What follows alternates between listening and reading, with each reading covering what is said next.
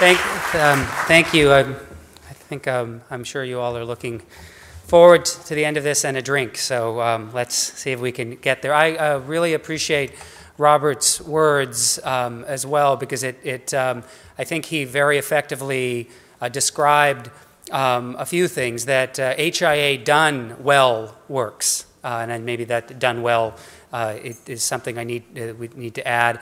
And yet HIA builds a capacity to do more and to be effective and potentially put itself out of business in a better sort of future world. And I think that's where I'm going to sort of pick up on the end of Robert's conversation and sort of move it forward. I'm not by training or by nature a health impact assessment practitioner. I'm a physician, a public health practitioner, a population health practitioner, and our goals, and I think that the goals that are shared by many of you, are multiple. We want better public policy making. We want better environmental conditions, social justice, collaboration, inclusive social participation, accountable political systems, and consensus. How do we achieve this? In many ways. And like you, one of the ways we picked up to achieve these multiple aims was health impact assessment. I think one of the brilliant things about health impact assessment is that it can achieve all of those aims. And that is, it makes it a really brilliant, beautiful practice. Robert talked about multiple types of outcomes from health impact assessment. We've done about 20 plus health impact assessments in San Francisco, and we saw many of the same outcomes. I want to focus, though, on what health impact did to us as a group of public health practitioners. What it did was it created relevance for our agency, our work, and the idea of health determinants. It allowed and catalyzed our participation in a variety of policy networks. It created, through health impact assessment, we created a system of measurement for all of the social and environmental and economic determinants of health for San Francisco, and we've maintained that system of measurement. And it created an opportunity for us to effectively engage in interinstitutional practices, all of those practices in every stage of the design, of every stage of the process. If we had had rigorous quantitative evaluation of our work over 10 years, the graph might look like this.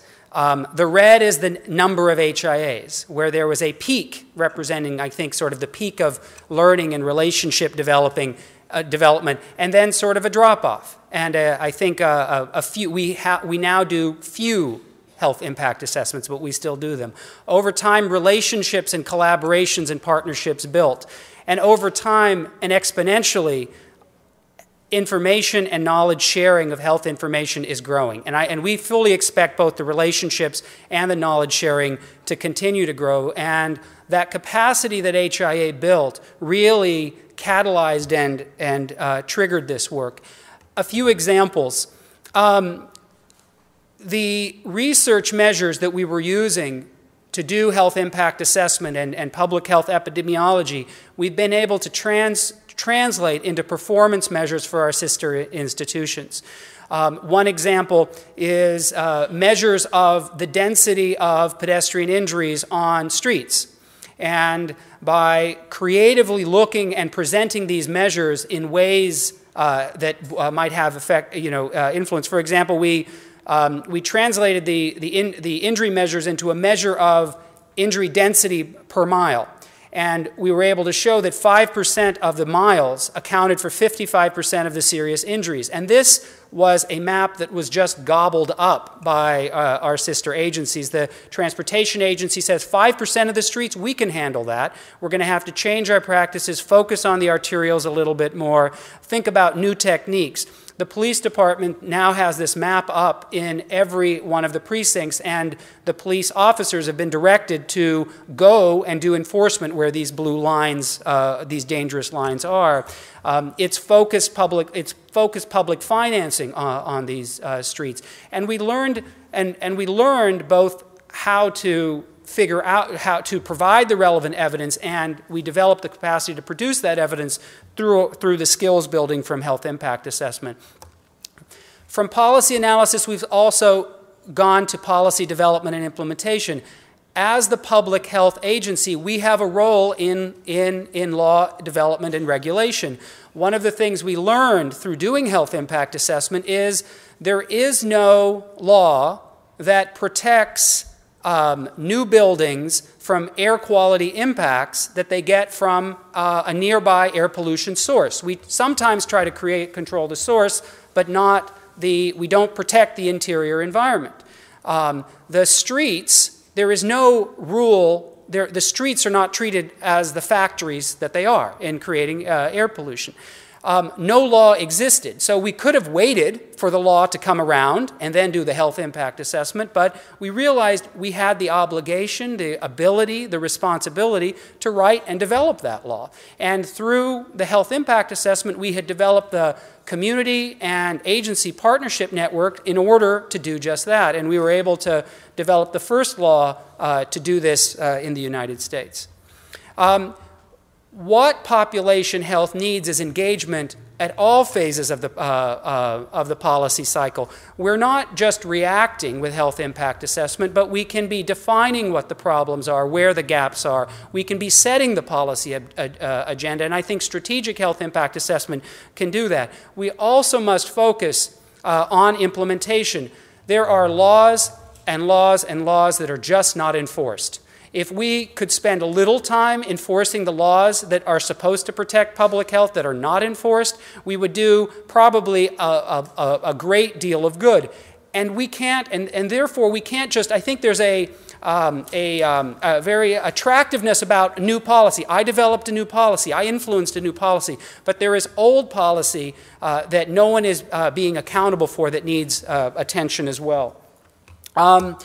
I mentioned strategic uses of health impact assessment. I mentioned that we're still doing a trickle of health impact assessments, a few a year. And here are some, I think the characteristics now we're looking for. We don't do health impact assessments on land use or transportation plans or projects anymore because we can directly influence the design and development of those projects. We're thinking about opportunities in policy to be anticipatory and provocative, to identify the important, use HIA to identify and answer some new policy questions that aren't on the agenda. We think of policy opportunities where there are multiple questions to answer in terms of policy design or implementation. We think of opportunities where there are multiple decision targets at multiple scales of government. We think about network building and we think about organizational learning in the selection.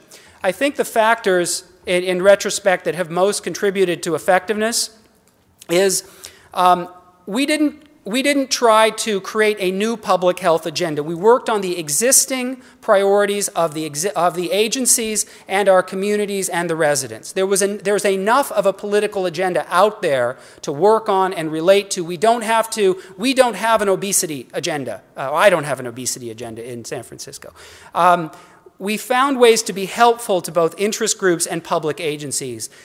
We were greeted with skepticism at first, but I think with being sincere and being helpful, we were found to be helpful and ultimately created a constituency for our practice. We brought data and scientific credibility to controversies, which ended up being very helpful. We recognized that there was a great deal of authority. As a public health officer, if there's a health issue and I'm silent and harm happens, I'm responsible and accountable for being silent. Silence is a problem, and we are expected to speak when there is a problem. And I don't think that we often realize how much we are expected to speak up.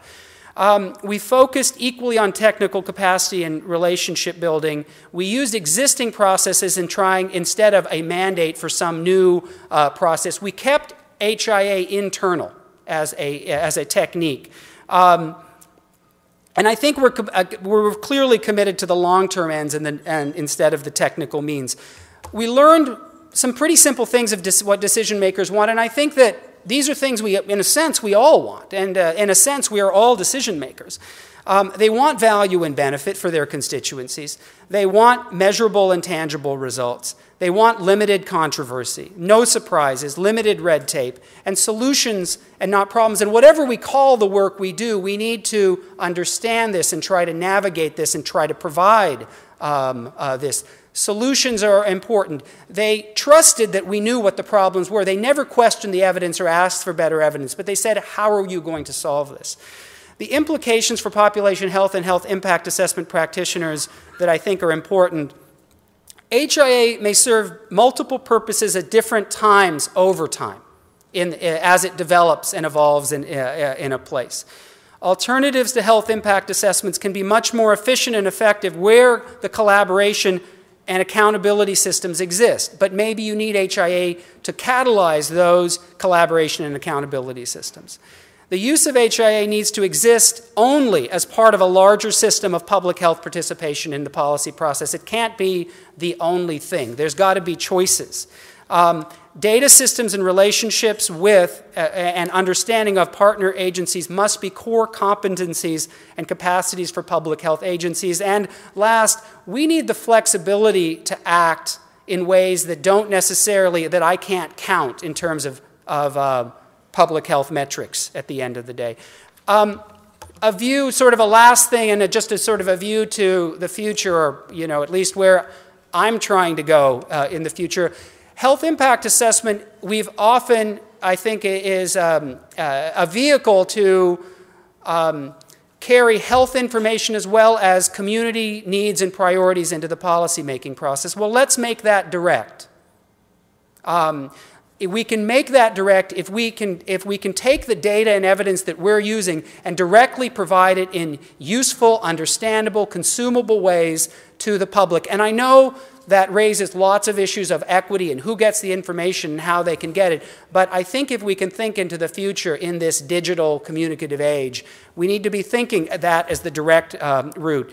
We're currently trying to open our data sources, everything we've collected, to the public. We're supporting private, creative data applications and and then we're going to be thinking about acquiring new public source data sets. So I'll end there. Thank you very much.